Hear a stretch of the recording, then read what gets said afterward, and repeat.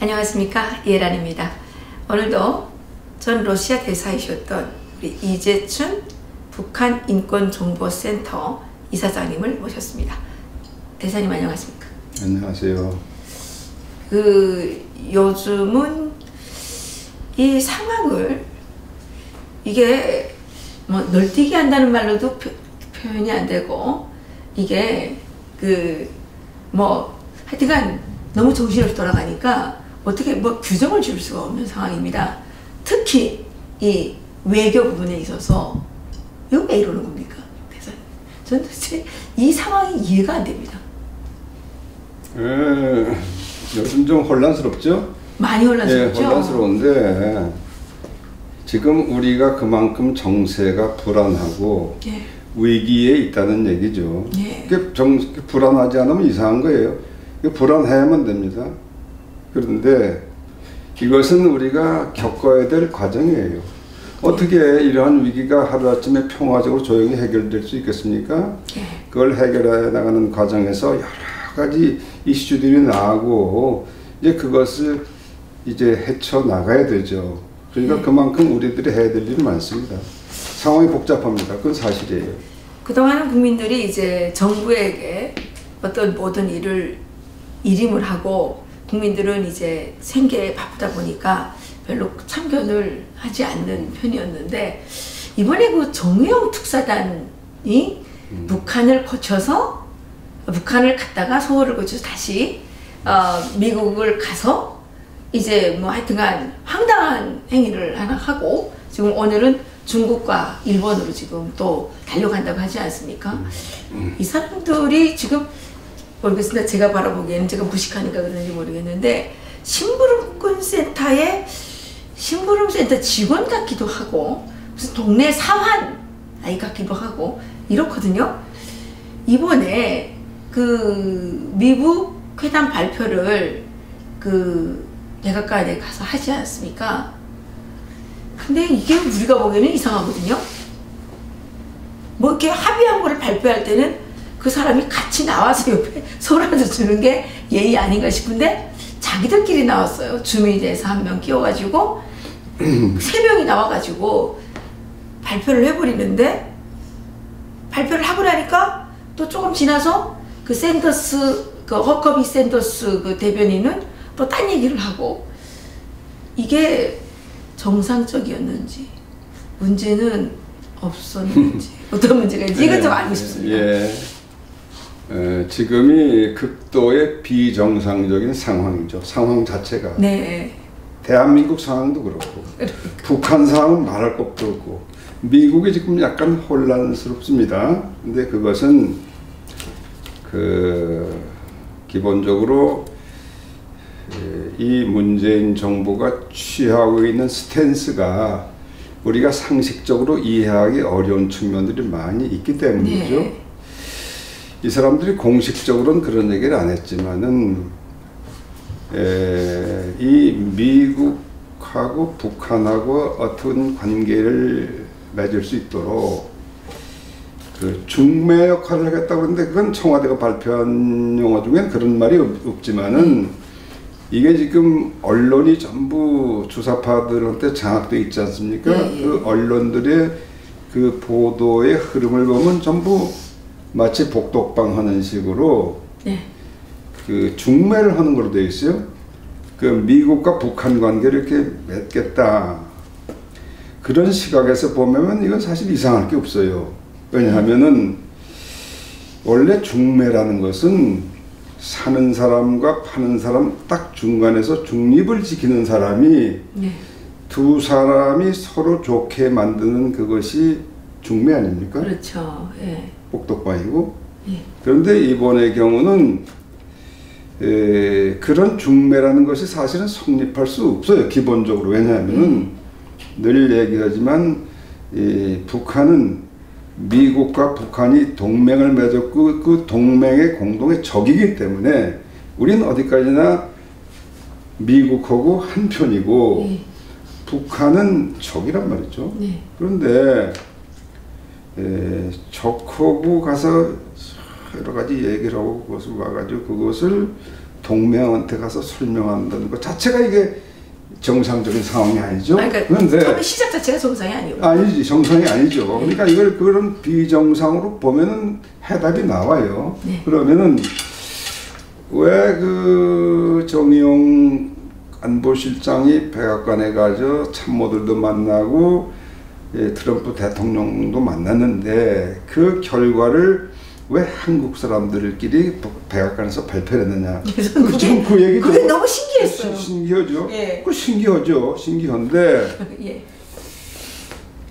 그건 여러 가지 계산이 있다고 보지만 그걸 내가 다 이것이 이거라고 설명하기는 어려워요. 그렇지만은 아까 말씀하신 대로 그 바로 그 다음 날 샌더스 이 홍보 담당 스포크스우먼이 대변인이 그게 바로 그냥 북한하고 정상회담으로 약속한 것이 아니다. 이것은 저쪽에서 소위 비핵화를 하겠다는지 했다는지 아주 어물어물해요. 약속했으니까 그럼 내가 만나보지 이렇게 한 것이지 저 사람들이 그 비핵화는 여러 가지 조건들이 있지 않습니까? 네. 그걸 다 이행하지 않으면은 트럼프 대통령이 만나기는 좀 어려울 걸 하는 얘기를 한 거란 말이에요. 그러니까요. 그러니까 그 스포크스맨 한 얘기도 조금 들을 만한 가치가 있고 네. 트럼프 대통령으로 한번 만나보지 그것도 잘못된 게 아니야 내가 그렇죠. 보기엔. 예. 왜냐하면은 원래 트럼프 대통령은 이 거래를 성사시키는 귀재 아닙니까? 그러니까. 예? 예. 그래서 그 사람은 어떻게든지 이 흥정을 하면 거기서 결론을 내려는 목표의식이 분명한 사람이에요. 네. 그렇기 때문에 이 적이지만은 김정은하고 만난다면은 그건 자기가 바라는 결과가 반드시 나와야 되겠다 하는 생각이 분명해요. 네. 근데 그런 어떤 이제 협상과 딜을 하려면은 따라서 밑으로부터 자꾸 올라가는 것보다 딱 최고 책임자고 바로 저 사람 뜻이 뭔가를 파악을 하고 하겠다 하는 의지가 또 상당히 강하죠. 그러니까 트럼프 대통령이 한번 만나보자 하는 것도 그건 나는 그럴듯하다 얘기가 있고 그 다음에 밑에서 보좌하는 사람들 중에서는 이거 좀 불안하다 이거 그냥 거기 그 꾀임에 넘어가는 거 아니냐 이런 불안감이랄까 이런 걸 갖는 것도 또 다 자연스러운 거예요. 그러니까 그 자체가 나는 이상할 것 없어. 이 상황 자체가 이상한 거죠. 네. 그런데 그 어떤 그 합의든지 그 서류로 얘기해야 되는 거 아닙니까? 그 외교가의 그 전통적인 방식 아닙니까? 그냥 그렇죠. 말로 하는 거는 사실 우리가 어떤 합의라고 이야기하기에는 무리가 있지 않느냐. 특히 그 이번에 트럼프 대통령한테 갔던 정의용, 소훈 이 두 분이 북한에 가서 가져온 게 서류가 아니었단 말입니다. 그냥 상황꾼 아이처럼 가서 뭔 얘기를 듣고 와서 지금 블라블라 이러는 거 아닙니까? 그런데 여기서 갈 때도 그냥 서류 없이 가서 뭐 김정은이가 만나겠다고 했다는데요. 뭐 이런 정도였습니다. 왜 서류가 있었죠? 그러니까 김정은이가 직접 써준 건 아니었죠. 아니 지금 서류 있었습니다. 문재인이 친서를 가져갔다는 거 아닙니까? 문재인의 친서지 그게 김정은의 친서는 아니었어요. 그리고 김정은이가 또 친서를 보냈잖아요. 미리 김여정을 통해서. 그러니까 문서상 합의 사항이 있는 겁니다. 근데 문제는 이게 문서냐 구도냐 이게 중요한 게 아니고 그 합의라는 게 뭐냐. 합의는 그 약속을 지키는데 합의의 목적이 있는 거 아니겠어요? 그런데 말입니다. 그러면 지금까지 북한이 구두건 서면이든 해서 약속을 한 후에 약속을 지킨 일이 있느냐? 그쵸. 과거에 특히 북핵 문제, 미사일 문제 여기 대해서 약속을 지킨 적이 있느냐? 그러면 한 번도 없다 이거예요. 근데 그거는 우리도 다 알고 정영이도 다 알고 있을 거고, 뭐 트럼프 대통령 미 행정부 그 책임자들이 다 알고 있는 거죠. 그러됨을 불구하고 별로 새로운 약속도 아닌 것 같은데 그걸 들고서 가서 했다는 거 이게 아주 중요한 얘기죠. 네. 그런데 말입니다. 저희들이 그 북한으로부터 그 2월 초순에 들었던 정보가 김여정이가 가지고 왔던 그 트럼프 대통령에게 보내는 그 서신은 김정은이가 트럼프 대통령을 만나겠다는 게 아니고 다른 내용을 알고 있습니다. 그러면 이 정의용 이 특사단이 그 내용을 모르고 간 거 아닐까요? 아니 그거는 그 친선행이 뭐냐 하는 건 발표한 일이 없죠. 그러니까요. 알 수가 없어요.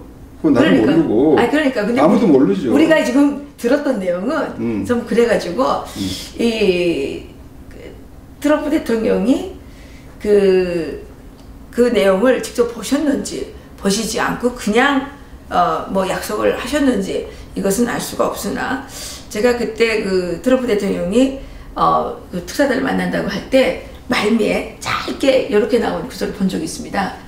김여정이 갖고 왔던 그 서신의 내용을 공개하지 않을지는 미지수지만 그 어쨌든 트럼프 대통령이 김정은을 만나겠다고 약속을 했다 해서 아주 큰 거라고 막 떠들어대는 걸 봤거든요. 그랬는데 그 지금 시간이 지나면서 보니까 이게 트럼프 대통령이 만나겠다고 한 거는 그냥 뭐 확실하게 만나겠다는 얘기가 아니고 좀 다른 얘기인 것처럼 보이지 않습니까? 글쎄 그러니까 지금 트럼프 대통령의 그 의사는 뭐 그렇다 치더라도 밑에서 보좌를 하고 있는 사람들은 잘못하면은 과거처럼 또 속을 염려가 있다 하는 것을 걱정하는 거죠. 네네. 걱정하는데 그럼에도 불구하고 그 소위 상대방의 의사가 무엇이냐는 것을 정확하게 알기 위해서는 바로 그 상대방하고 만나야 되겠다 하는 의지를 나는 트럼프 대통령이 그 표시를 했다고 봅니다. 한데 그런데 그게 5월 달이라고 그러지만은 그 중간에 이제 여러 가지 이제 뭐 또 타진을 하고 그러겠죠. 만날 수 있을지도 모르지만 뭐 밑에서 연락하고 그 중간에 제일 중요한 것은 4월 말에 지금 약속한 문재인하고 김정은이 회담이 약속되어 있잖아요. 그러니까요. 예. 그러니까 아마 4월 말에 두 사람이 만나면은 또 그 결과를 가지고 누군가가 문재인이 직접 가든지 누군가가 또 또르륵 트럼프한테 가서 설명할 겁니다. 그렇지 않아요? 그러면은 그때 또 그 결과를 듣겠죠. 그럼 이게 과연 김정은이가 그럼 북한의 핵을 그럼 이제는 없애겠다는 그런 의지가 있나? 그걸 또 한번 테스트해보는 케이스가 되지 않겠으며 그런 등등 과정을 거쳐서 이를 정말 만날 건가? 하는 거는 판단을 하겠죠. 그때 가봐야 알겠다. 그러니까 지금 5월달 했지만은 그 회담이 과연 실현이 될 것인가 하는 건 아직도 많은 문제들이 있습니다. 네, 그렇군요. 그런데 가장 중요한 거는 이게 국가 대 국가의 어떤 외교적인 관계라는 거는 의전이 상당히 중요하지 않습니까, 대사님? 근데 이번에 그 정의용 그 안보실장과 서훈 국정원장이 미국 그 정상회담을 추진하는 과정에서의 그 의전이 정상적인 건가요?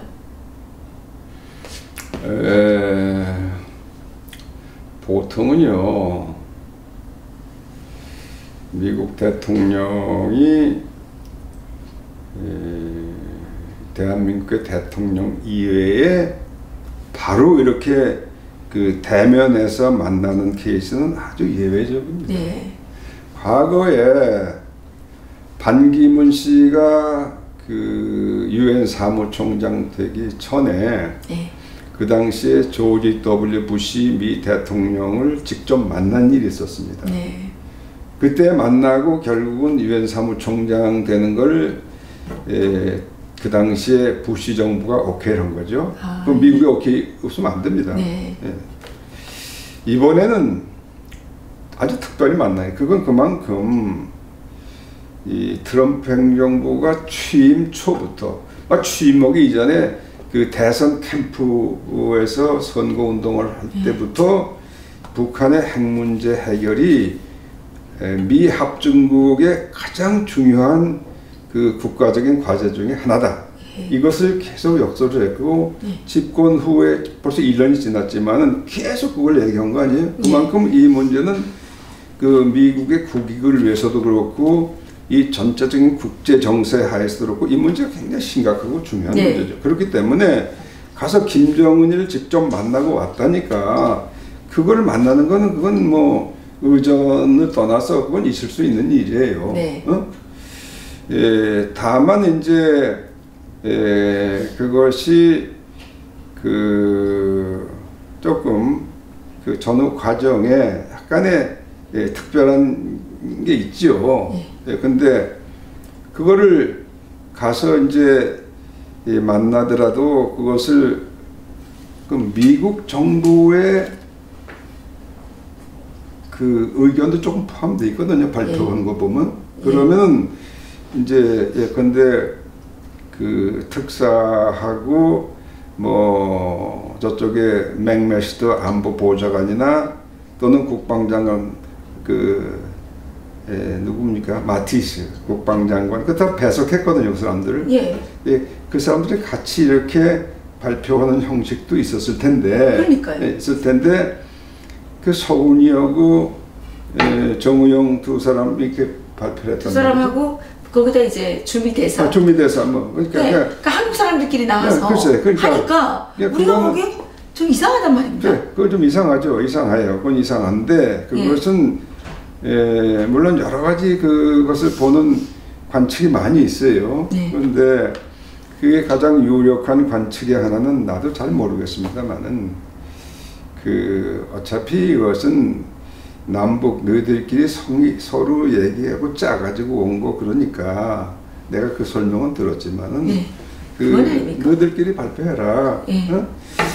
그 대신 그 발표한 내용이 진실인지 허위인지는 이제 곧 밝혀질 거 아니겠느냐.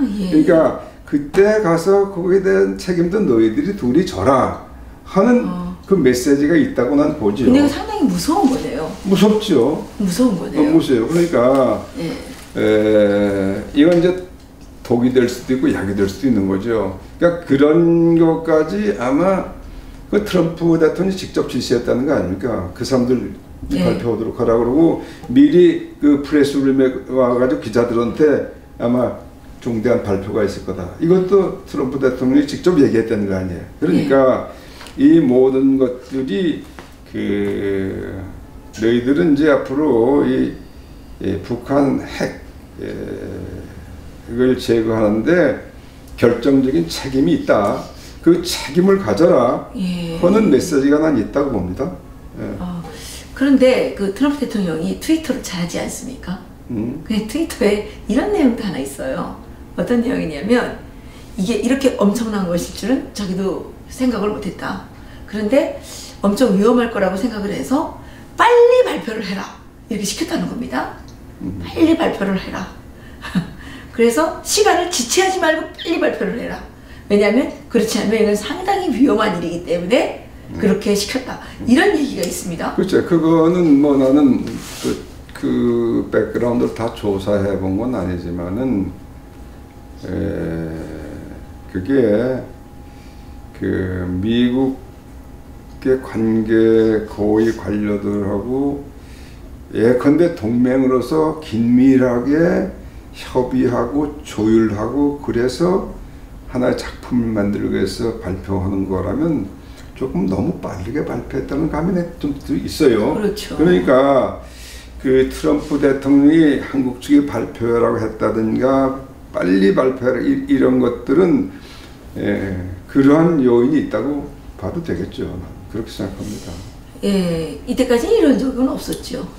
전례가 있습니까? 물론 그 중립국이라는 게 있습니다. 근데 지금 중립국으로서 스웨덴 얘기가 자꾸 나오죠. 뭐 이 영호 갖고 스웨덴을 가서 뭐 북미 회담 뭐 준비한다 했는데 스웨덴은 중립국입니다. 한국에 대해서는. 그래서 중립국 감독위원회 멤버로 지난 휴전협정 이후에 쭉 해왔던 나라고. 이제 그런 나라들이 중간에 서서 미국과 북한 관계를 이렇게 소위 중결한다든지 중멸한다든지 그거는 뭐 있을 수 있죠. 그건 당연히 있을 수 있어요. 그런데 아직까지 북한의 이러한 핵심적이고 결정적인 중요한 사안에 대해서 한국의 책임자가 북한하고 먼저 얘기를 해가지고 동맹국인 미국에서 이렇게 조종한다? 이거 대한민국 역사상 처음 있는 일이에요. 그렇죠. 처음 있는 일이에요. 그러니까 이 자체가 아주 극도의 비정상적인 상황이다. 이렇게 생각하시면 됩니다. 근데 그만큼 이 이슈가 그만큼 중요하다.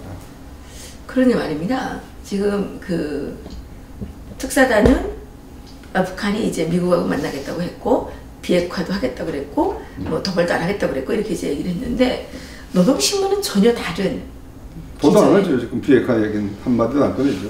그런데 미국은 지금 상당히 비난을 많이 하고 있거든요. 그렇죠. 3월 10일자 그 토요일 노동신문에 뭐라고 되어 있냐면 미국의 강권과 전횡을 절대로 허용할 수 없다. 이런 문서를 실었어요.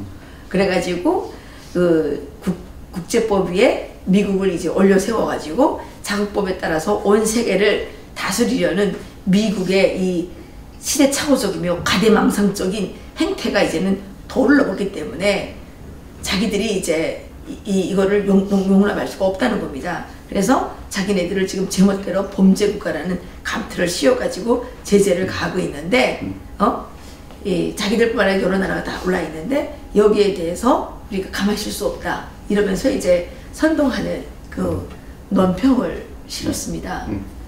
그리고 또 3월 7일 노동신문은 북한은 핵 보유국인데 이에 대해서 시시비비를 가리지 말라 막 이런 얘기를 또 했거든요. 근데 이쪽에 사관들은 가서 분명 안 한다고 말했는데 이쪽에서 이렇게 말하는 건가? 이게 이게 그 어떻게 뭐 신빙성이 좀 있다고 믿어지겠습니까? 그러니까 이게 뭐 하루 이틀이 아니에요. 지금까지 계속 하던 그 행동을 그냥 하는 겁니다. 그 정의용이라는 그 특사가 가서 뭐 만찬을 하고 뭐 대접을 받고 또 와서 여기 김 여정이 가서 뭐 어쩌고 얘기를 하고 그래. 그게 다 진실의 가면을 쓰고 온 100% 거짓말이거든요. 그건 뭐 우리 이 박사도 다 알잖아요. 평양에서 하는 모든 것이 거짓이라는 거 알잖아요. 그럼요. 그런데 그거를 어떻게 해서 이 한국 1차적으로는 한국 국민들한테 그럴싸하게 포장을 해서 이제 보여줬는데 글쎄요. 그게 저 같은 사람은 절대 안 속지요. 근데 그 어떤 말로 발표를 할 것이냐도 아주 세밀하게 연구를 해서 발표를 했을 텐데 그 발표를 보고 그래 이 평화 전쟁 없어 북한이 좀 변했나 이렇게 하는 사람 또 상당히 있을 거란 말이에요. 이제 근데 그걸 다시 또 미국에 가서 트럼프한테 얘기할 땐 또 여기 와서 한 걸 그대로 했냐? 나는 그렇게 생각 안 해요. 또 조금 이제 살을 붙이고 해가지고 조금 이렇게 미국 사람들이 솔깃 할 만한 걸로 포장을 했겠죠. 그런데 그 포장된 거를 미국이 그럼 전혀 그럼 모르고 그냥 속고 넘어가느냐?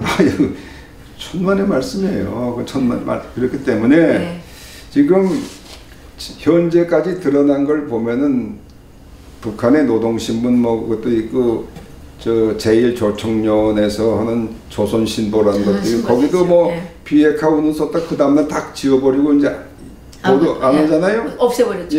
이제 그것들을 전부 보면은 그 사람들이 정체가 바뀌는 게 아니란 말이야. 정체는 똑같이 있고 어떻게 하면 이거를 속이느냐. 그런데 지금 남한은 속이 그냥 뭐 처음부터 이렇게 해서 우리는 속겠습니다 하고 끌어앉았으니까 그건 오케이. 그렇다 치고 미국은 그렇게 가면 전혀 안 속는다. 그래서 지금 궁금한 것이 그러면 한국에서 얘기한 거하고 조금 다르게 어떻게 트럼프 귀에다 대고 얘기를 했는가. 네. 그렇지 않아요? 예. 근데 그건 물론 우리가 알 수가 없어요. 여러 가지 물론 추측은 할 수 있지만 그건 추측이고. 이제 어느 날 밝혀지겠죠. 그러냐 그게 밝혀질 날이 멀지 않았어요. 그럼 어차피 이 싸움이 앞으로 1년, 2년 가는 게 아니에요. 네. 이것은 금년 내에 적어도 그건 결론이 나게 돼 있어요. 왜냐하면은 미국이 지금 유지하고 있는 가장 기본적인 원칙은 핵폐, 소위 CVID라는 게 있잖아요. CVID, complete, 예? 예. 예, irreversible, 예? 예. verifiable, dismantlement. 소위 이건 완전하고 검증 가능하고 그 되돌이킬 수 없는 그 핵시설의 전부 그 해체. 그렇게 하지 않으면 해결이 안 된다. 근데 그 입장을 지금 미국은 조금 더 양보를 안 하고 있어요. 네. 그런데 그러면 그거 안 하는 한은 그냥 제재는 계속 될 텐데 할 길이 없어요. 그러니까 북한이 이 하는 길은 그걸 받느냐 그렇지 않으면 못 받겠다고 버티는 두 가지밖에 없어요. 근데 그것이 지금 뭐 한 달, 두 달, 석 달 시간을 볼지는 모르지만 그게 어물어물 넘어갈 수가 없는 사안이라고 그 자체가. 그래서 이제 결론이 날 때가 됐어요. 네. 그러면 말입니다, 대사님. 문재인 정권이 지금 지나치게 그 김정은한테 이렇게 막 매달리고 있고, 이것이 이제 어떻게 보면 다른 일은 별로 하는 것 같지 않아요? 이것이 대한민국 외교 전략의 총체인 것 같이 보입니다. 이거에 대해서 어떻게 평가하십니까? 이렇게 김정은한테만 올인하는 것이 외교 정책이 맞는 것인지. 보세요. 저는 뭐 문재인 정부를 종북 정권이라고 얘기하고 있어요. 예. 예? 지금 대통령이 되기 전에도 여러 가지 그 사람의 그 언행을 보면은 그게 분명히 다 나타나고 있죠. 네. 그런데 대통령이 된 이후에 지금 가속 페달을 더 밟고 있어요. 그렇죠? 예. 완전히 이거는 이제 사회주의, 공산주의를 가는 페달을 밟고 있어요. 그 궁극적인 목표는 아마 연방제겠죠. 그런데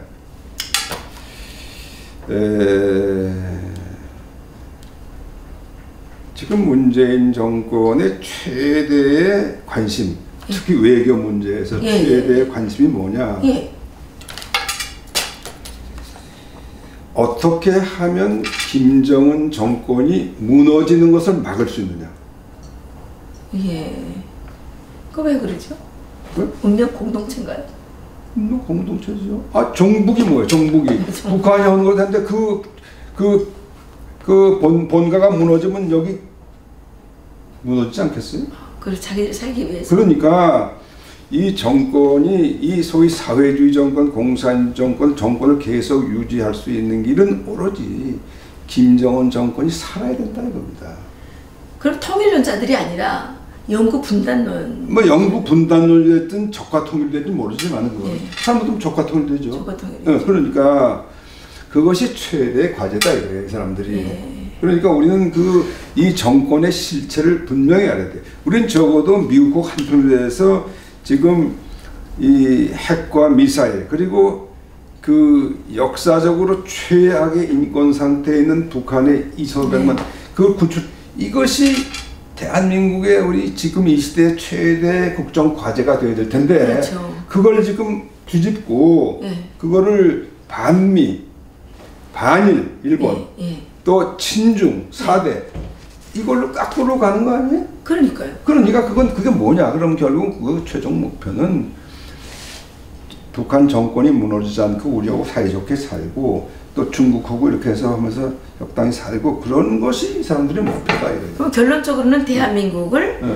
사회주의 체제로 바꾸는 게 그렇죠. 목표군요. 지금 저 헌법 개정 문제도 그렇고 교육도 그렇고 모든 분야 그도 있잖아요. 예, 그러니까 문재인 정권의 외교 전략은 대한민국의 사회주의 체제의 화를 추진하는 그쪽으로 지금 맞춰져 있기 때문에 그런데 이러한 것들이 나온다는 거죠. 나와요. 근데 과연 그것이 성공할 것이냐 이건 별 문제입니다. 네. 근데 그 정체를 이미 트럼프 행정부는 다 알고 있다고 나는 봅니다. 중국은 지금 엉거주춤한 자세를 보이고 있죠. 왜냐하면 미국하고 배랑 가까워질 것 같으니까 이게 또 무슨 행동을 할지 모르니까. 근데 분명한 것은 북한이 지금 미국하고 뭐 수교를 한다, 뭐 주한미군을 갖다가 여기다가 그냥 용인을 한다, 그리고 뭐 연합훈련 이것도 그냥 허용한다. 오케이. 그러면 그 체제가 안전할까요? 한편으로는 체제 안전을 또 보장해 달라고 그러는데 네, 그렇죠. 이 체제를 어떻게 안정시켜줘? 그걸 자기절로 생긴 문제를 바깥에서 어떻게 해줘요? 우리가 어떻게 안정시킬 방법이 없어. 그런데 그러면 저 노예 생활하는 북한 주민들의 삶이 날이면 날마다 더 악화되고 그러는데 그 사람들이 그 언제까지 버틸 수 있을까요? 그러니까 어쨌든 지금 이 미국과 북한하고 이 게임이라 그럴까 이 싸우면 결국 거짓이 승리하느냐 진실이 승리하느냐 그 싸움에 귀결될 수밖에 없는데 그거는 진실한 편이 미국이라는 나 다행히 세계의 막강한 힘을 가진 미국이라는 나라가 진실 편에 있기 때문에 이 싸움은 도저히 김정은이가 뭐 이런 꾀를 쓰고 저런 꾀를 쓰고 해도 이길 수가 없다. 그러니까 너무 걱정하지 마시고. 아니 근데 이 문재인은 왜 그렇게 안 되는 거를 대기하려고 할까요? 그러니까 정권이 무너지면 안 되니까. 북한이 무너지면 무너진다니까. 이해가 정말 되지 않습니다. 네? 이해가 되지 않습니다. 아니 왜냐면 사람이라는 게 이게 척 보면 천지분간이라는 게 있지 않습니까?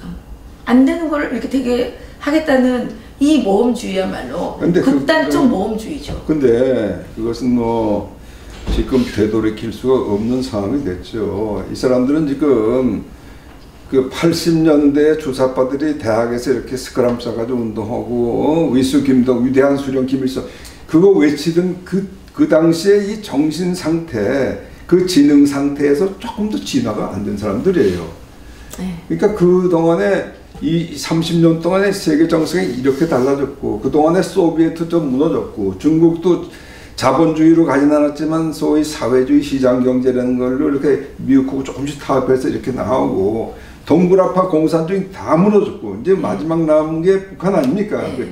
수령 체제로 이렇게 세상을 바꿔서 저것도 이제 운명이 다 해가는데 30년 전에 그걸 가지고 지금 이걸 하겠다. 그렇죠. 이건 이해가 안 되는 얘기죠. 처음부터. 그러니까요. 예.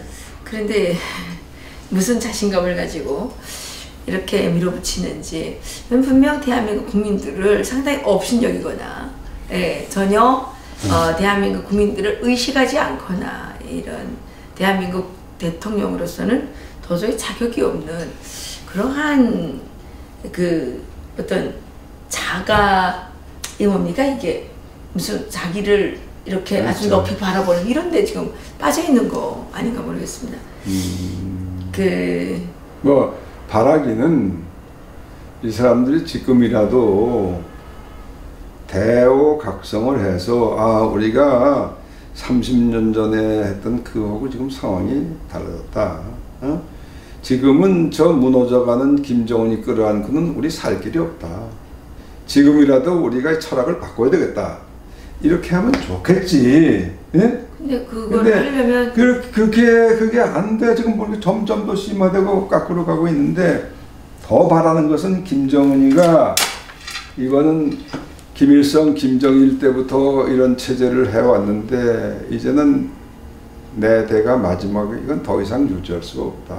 어? 인정해야죠. 그러면은 이제 늦었지만은 우리도 그 소위 개혁 개방을 하고 그 단절됐던 이 국제 교류를 이제 좀 풀고 그래서 소위 인민들 삶에 조금 숨통을 틔워주면서 할 수밖에 없다. 그래야 우리가 살지 이제 죽는다. 이제 마지막 그런 의식을 가지고 이제 하면은 얼마나 좋겠습니까? 그런데 그것은 내가 보기에는 불가능합니다. 근데 왜냐면 지은죄가 너무 많아서. 지은죄도 많고 왜냐면 그거 하는 순간에 개방을 하는 순간에 죽어요. 김정은은 아마 북한 주민들한테 맞아 죽을 겁니다. 글쎄, 그러니까 그걸 못 한다니까. 네. 근데 그렇게 죽는 거를 미국이 어떻게 막아줄 수 있어요? 그러니까 말입니다. 네. 그러니까 김정은을 미국이 보호해서 망명을 시켜달라. 그러면 아마 그거 정도는 해줄 수 있겠지만. 그렇다면 뭐 얘기는 되는 거겠죠. 그건 해줄 수 있겠지만 다른 거는 어렵지 않겠는가 이런 생각인데 문재인 정권이 차라리 김정은을 설득을 시켜서 망명을 시키면 어떻겠습니까? 근데 지금 이게 그러면 문재인도 같이 망명해야 되나요? 문재인 정권이 종속 변수가 돼 있다니까. 종속 변수. 그러면 문재인도 같이 망명해야 되겠네요. 그런 얘기가 되는 거죠. 그러니까 김정은하고 같이 망명해야 글쎄, 되겠죠. 그러니까 그게 결국 이제 그럼 죽거나 망명하거나. 네, 시간 문제죠. 시간이 오래 걸릴수록 좋을까요? 그런데요. 시간이요. 그 어떻게 이 문제를 풀어나가느냐는 수순에 따라 달라요. 네. 지금 미국은 당장은 그 지난번에 그 CIA 폼페이오 국장이 몇 달 전에 예언을 했잖아요. 예측을 한 3개월밖에 시간이 없다. 그러니까 지금 3개월 됐어요. 3개월 다 됐잖아요. 12월 달이었는데 지금 3개월이에요. 근데 그렇지만은 아직은 뭐 난 기술자가 아니어서 모르지만은 그 미국 본토까지 가는 미사일은 아직은 완성이 안 된 거고. 근데 이 사람들은 이미 완성됐다고 선언을 했죠. 근데 현재까지는 대체로 인정하는 것이 이 괌까지 가는 가는 거는 뭐 됐다. 그건 이미 됐어요. 일본도 마찬가지죠. 네. 그거는 이제 소위 노동 미사일 가지고 되는 거예요. 중거리 미사일, IRBM이라는 거 이제 괌까지 가고 그건 다 됐다고 그러는데 지금 미국이 지난번에 아주 급격하게 긴장하고 때리겠다는 말까지 하는 것은 바로 2, 3개월 내에 ICBM이 성공이 된다는 전제가 있었어요. 근데 지금 김정은이가 트럼프한테 뭐 귓속말을 했다는 게 뭔지는 모르지만 예컨대 ICBM은 이제 우리 스톱 안 하겠다. 그건 걱정하지 마시오. 나머지는 이제 우리가 얘기를 좀 해보면서 그 당신들 우리한테 줄 그 반대급부를 좀 봐가면서 얘기를 해 나갑시다. 우선은 당분간은 우리 시험 안 합니다. 그런 거. 그럴 때 미국이 그래 하나의 아이디어인데 한번 얘기해보지. 이렇게 나면 이게 길게 갑니다. 그럼 길게. 그럼 일본은 또 무슨 소리냐? 지금 우리는 당장 노동 미사일 사격 들어가는데 우리 가만히 있을 수 없다. 가만히 있을 수 없다 그런 얘기가 나죠. 네. 그럼 미국이 지금 가만히 있어라 일본. 그것까지 내가 박살을 내겠다. 그걸 조건을 내세워서 그럼 또 그다음에 한국은 뭐야? 그 200-300km 가는 건 얼마든지 있거든 지금. 스커드 미사일이라는. 슈퍼마켓이라고. 핵 슈퍼마켓. 아니 북한이라고. 그러면은 그럼 트럼프가 일본 거좀 안심해. 그건 내가 작사를 할게. 그럼 한국은 어떻게 돼? 한국은 여기서 얘들이 바로 우리 쏘겠냐? 우리도 좋아하는 이러고 있는데 이제 그때부터가 문제죠. 근데 그런 얘기들은 다 이제 왔다 갔다 하는 얘기. 아니 근데 이제 조금은 좀 시간을 봐야지. 그 어떤 언론에서는 북한을 핵 슈퍼마켓이다. 그래서 중동 국가들의 이게 이제 대량 공급이 될 거다. 물론 그건 그러니까 이스라엘이 지금 참을 수 없을 것 같아요. 이스라엘 요소도 있죠. 그러니까 요컨대 내가 얘기하고 싶은 거는 북한이 그렇게 만만대로 갈 수가 없게 돼 있다. 네. 이거는 그 시간이 뭐 몇 달을 뭐 끄느냐 안 끄느냐 그런 문제는 있겠지만은 결국은 북한이 이렇게 자기들이 그냥 좋아하고 네. 해서 소위 국제적인 대국제제도 없어지고 그런 상황은 이제 영원히 안 온다. 네. 완전히 포기하고는 안 온다. 예. 근데 그런 이제 하는 게 제일 중요한 게 한국의 대응이죠. 우리가 거기에 국제하고 연대를 계속 가지고 압박을 강화해야 되는데 이 정부는 지금 뭐 어떻게 해서 뭐 개성공단 자기가 건강이 있다고 생각만 하고 있으니까 그것이 국제 제재 틀을 이제 허물어 버리면은 그것 다 소용없게 되는 거예요. 그것 다 우리의 운명입니다. 그래요 말입니다. 어쨌든 운전자론, 중매자론, 한반도 이 주도론 이런 것들을 이제 문재인 대통령께서 내려놓으시는 게 나을 것 같습니다. 우리나라 속담에 중매를 잘 서면 술이 속전이지만 잘못 서면 뺨이 속대라는 말이 있죠. 뺨을 만다는 말이 있는데 이제 제가 보기에는 문재인 대통령이 서는 중매가 별로 탐탁해 보이지 않고 또 아주 운전도 난폭 운전을 하기 때문에 거기에 탄 사람들이 너무 불안해가지고 언제 죽을지 너무 걱정이 됩니다. 그러니까 운전자론도 내려놓고 운전석에서 내려오십시오. 운전자 자격이 없어요. 그리고 중매 정말 설 줄 모릅니다. 이게 무슨 동네 사방꾼회의를 이렇게 심부름놀이 하는 것처럼 이런 섣부른 행동으로 국제사회에 대한민국의 위상만 더 아주 목치를 하고 또 창피하게 하고 이러니까 터키 TV가 문재인 대통령을 무슨 살인자로 이렇게 방송을 할 정도가 되니 이제는 문재인 대통령께서는 그만하시고 내려오시고 운전석에서도 내려오시고 또 중매자 역할도 내려놓으시고 더 좋기는 대통령직도 내려놓으시면 좋겠네요. 여기서 마치겠습니다. 고맙습니다.